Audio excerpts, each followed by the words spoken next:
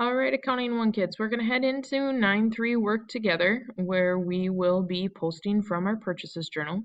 Notice that it's a 3-step work together problem. It says that on the October purchase transactions for Golden Fabrics have been journalized, and our first step is to total the purchases journal. So you can see they had 3 purchases on account, and we have to total these.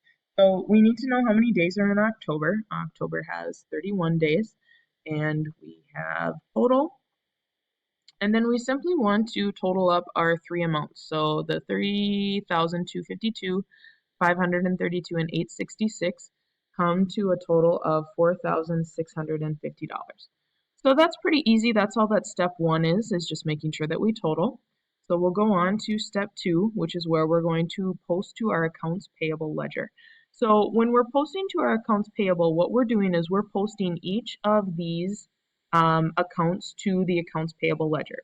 Because remember that every single vendor that we have in the accounts payable, each one is individual, and they each individually are ones that we owe money to. However, the total of all of those is the amount that we owe together.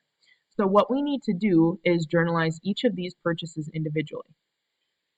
Excuse me. So Pacific Supply is our first one. So we open up Pacific Supply, and on October 2nd, we come in here and we're going to put our post reference.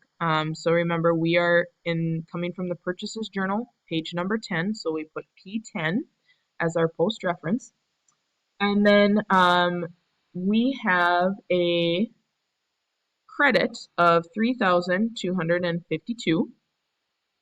And so because this is an accounts payable account, that means that it has a credit balance.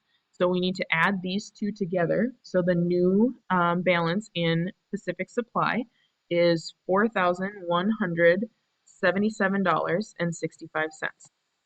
Now, don't forget that we're not done, because at this point we need to take our account number, which is 230, and come up here and say, yes, we have indeed posted that $3,252 to our Pacific Supply accounts payable, which we have done. So now we go on to Coastal Company. So we'll open up Coastal Company. Coastal Company, we made a purchase from them on the 7th. Again, our post reference is P10 for Purchases Journal, page number 10. We had a credit for them of $532, so we put $532 there. And then again, we add these two together because the account has a credit balance and this was a credit. So when we do that, our new balance for Coastal Company is $2,230.88. Again, we're not done though. We take our account number 210, we come up to our post reference line, and we plug 210, which shows that we have indeed credited Coastal Company for that $532. Our last individual line we're going to post is for Yeatman Designs. So let's open up Yeatman Designs, and we're going to put October 11th. Again, journal page number P10, and we have a credit of $866. So we add those two together. We have a new balance of $17,043. And then we need to take our account number back up here and put 250 in. So now what we have done is we have posted to Pacific Supply, Coastal Company, and Yeatman Designs.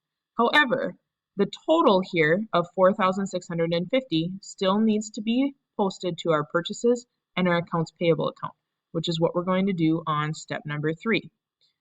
So we'll hit next step.